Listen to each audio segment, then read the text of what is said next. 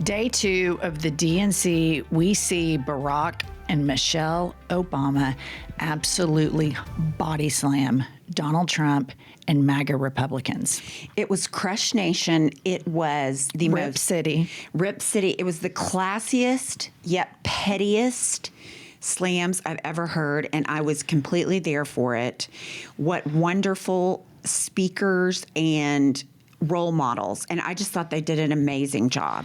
It was a way to completely aggressively stand as a stark contrast to MAGA Republicans, and specifically to Donald Trump, who is a convicted felon, clearly a racist, clearly a white supremacist.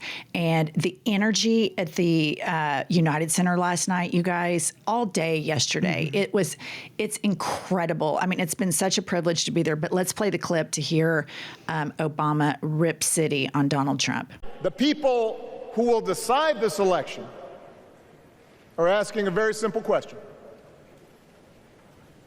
Who will fight for me?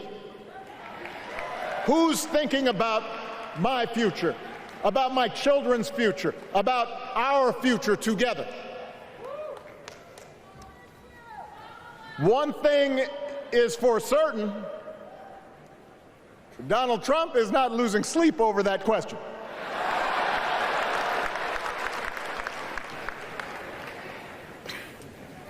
Here's a 78-year-old billionaire who has not stopped whining about his problems since he rode down his golden escalator 9 years ago.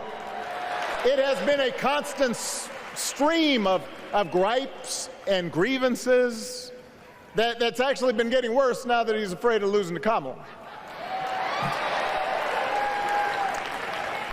There's the childish nicknames, the crazy conspiracy theories, this weird obsession with crowd sizes. Okay, I am living for that, because he basically insinuated that Donald Trump has a teeny weeny, which has been some of our messaging from the jump. And I am so happy that the Democrats are finally attacking Republicans, specifically Donald Trump and all the MAGA sycophants, the way they need to be attacked. The Democrats, the deep bench that you see, person after person after person line up at the DNC, are serious people that care about everybody in the country. And to finally, after all of the abuse from Donald Trump these last 3 election cycles, see Barack Obama take it to him like that, inject that into my veins. I've watched the clip multiple times. It is incredible.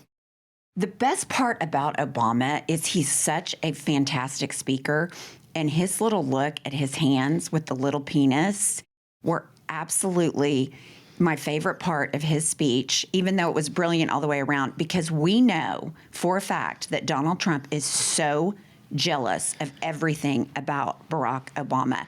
His intellect, his oratory skill, his athleticism, and what I would only assume is kind of a bigger penis than Donald Trump. I just have to assume that. I think that that's where the logic would go in this. And we know from Stormy Daniels that she identified the origins of a lot of what we believe to be Donald Trump's profound, dangerous, narcissistic insecurities. You guys, the entire arena, we got there yesterday at 11 a.m. and we were there all day, all night. I cannot begin to tell you how happy everybody is. You go through all of these lines, all the security, Secret Service, and you get in and everybody is happy. And more specifically, when you look around at the crowd at the Democratic National Convention, it is a diverse crowd and it looks like America. This is not, people aren't holding up signs that say mass deportations and all this mean, hateful stuff. It's like freedom, USA, you know, we're not going back. It's just, it is incredible. And I do want to point out for the permanent record that the opening night of the DNC was watched by 20 million more viewers than the opening night of the RNC. This might not be important to many of you, but it is incredibly important to Pumps and me because we know that when Donald Trump sees that stat, it will be a mortal arrow piercing through his narcissistic heart. And that brings me an immense amount of joy. 20 million more viewers, Pumps. It's absolutely incredible. And I suspect that last night's viewership will go up even higher because Michelle and Barack Obama are such icons. And I loved that the gloves have come off. Everybody is sick to death of it, sick to death of the division, the hatred, the racism, the homophobia, the misogyny. People are just fucking tired of it. It's the same old act. He's saying the exact same thing about Kamala Harris and Tim Walz that he did about Hillary Clinton and Joe Biden. I mean, nothing is new. All right. So speaking of the gloves going off, our queen, Michelle Obama, has had it. And she walks out there like the boss bitch that she is and delivers this zinger. Let's play the clip. Now, unfortunately, we know what comes next. We know folks are going to do everything they can to distort her truth. My husband and I sadly know a little something about this. For years, Donald Trump did everything in his power to try to make people fear us. See, his limited, narrow view of the world made him feel threatened by the existence of two hardworking, highly educated, successful people who happen to be black.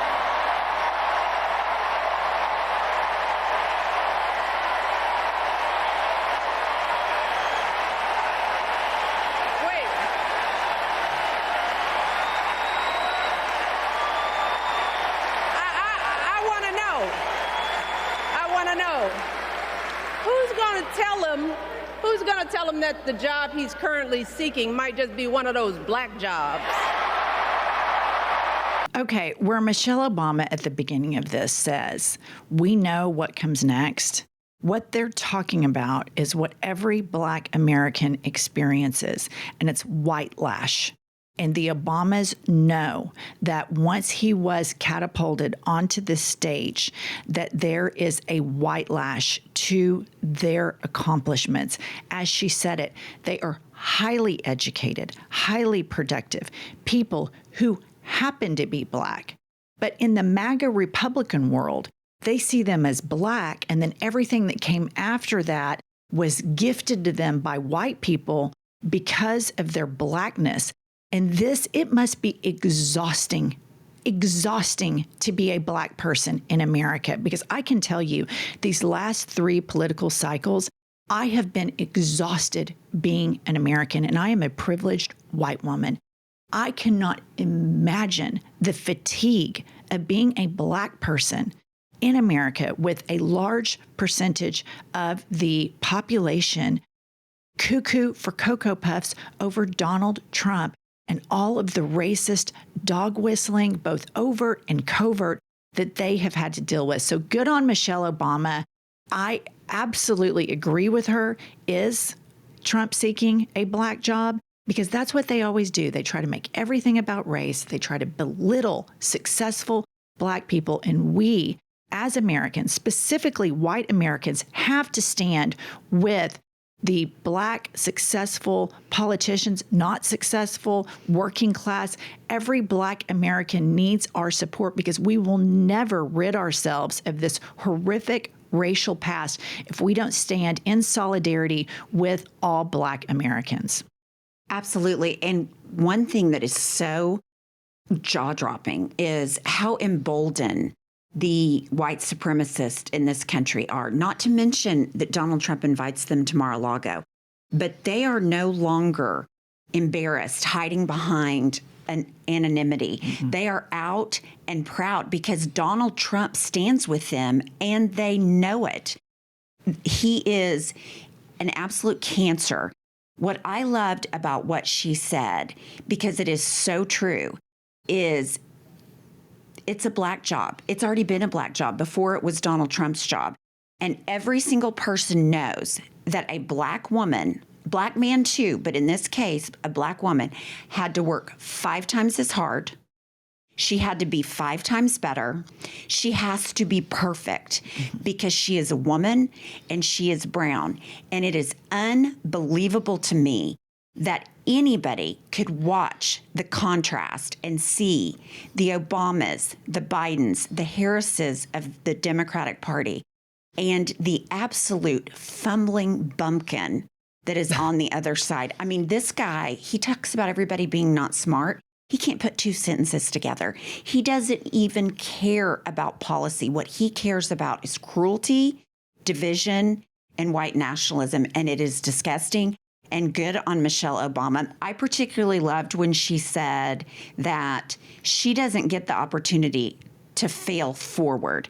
She doesn't have the advantage of affirmative action generational wealth. Yep. It is absolutely stunning that the Republicans for the 3rd cycle are putting a defeated, unhinged, mentally unstable, malignant narcissist up as their candidate, which tells you how far the mighty have fallen.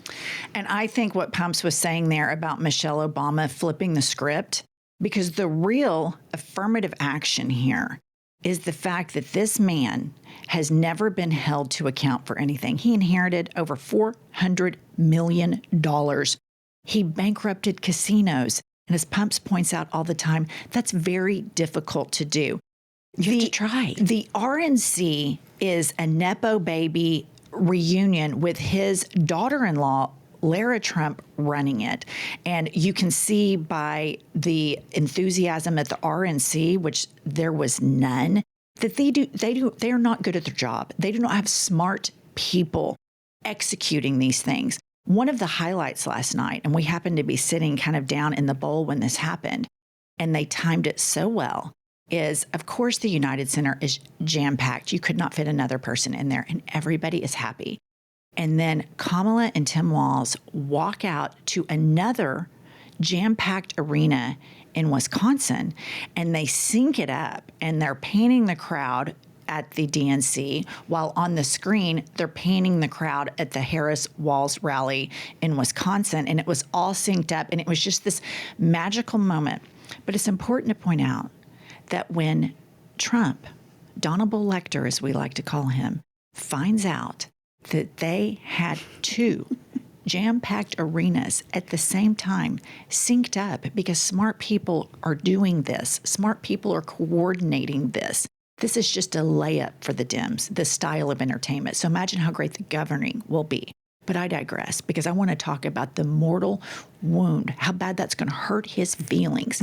And you know that they're all going to be saying, well, the Democrats bust in migrants to fill up those arenas. They're going to be saying all of this stuff because it's unimaginable in their cold, black hearts that people actually care about marginalized people. Right. They can't imagine it. So they lie and try to say that we're cheating, when in fact that is projection on their part, because they are the cheaters. But in closing, I want to play you all a clip that the Lincoln Project so graciously put together. And this is a side-by-side of the RNC versus the DNC. And I think this will just tell you everything you need to know about the enthusiasm and competence on the ground. Delegates and alternates, let us commence with the call of the roll of the stage. Yeah! Ladies and gentlemen, we are here tonight to officially nominate Kamala Harris for president. Bob, get loud, another round of shots. DNC, turn out for what? Dude, you gotta do it. You gotta do it. Okay, you guys, we were there, and even the roll call, they have this DJ, and they're announcing the states and playing songs. And I've seen so many conventions, both Democratic and Republican, on television. I've never been to one in person. And immediately the DJ kind of does a sound check, and then they start it. And for California, they played Snoop Dogg, and each state kind of had its own song. But then little John comes out. And I mean, the entire arena is just like bouncing and jumping. And I just thought to myself, these people are so good at their jobs. And all of this happened before the sync up of the two jam-packed, sold-out arenas for Harris Walls, for democracy, for freedom, for every single member of this country. Little John was just a little appetizer. And it was like a 10 out of 10. The energy was insane. This was before Michelle Obama and Barack Obama take the stage and so eloquently make the case for American freedom, while at the same time aggressively attacking Donald Trump, MAGA Republicanism, and their just horrible, black-hearted racism. And it was just a chef's kiss the whole night, you guys. I mean, it has just been one of the privileges of our lives to be here at the DNC. We are having so much fun. Today, we're about to head over there soon. We have a lot of interviews. We are having the time of our lives. It's absolutely magical around here. And I love what Michelle Obama said. Hope. There is hope running through this place. And it's hope that we can start to put the nails in the coffin of Trumpism. Biden started it, and then Harris and all of us, because she has to win big, because they're going to try to cheat, and they have a very corrupt Supreme Court. So these election results have to be too big to rig, because that's the only way these people win. So please subscribe to all of our channels, YouTube, where you listen to podcasts, follow us on social media. All of that support helps us more than you know. And if you follow along today, we'll be dropping a lot of stuff of us at the DNC.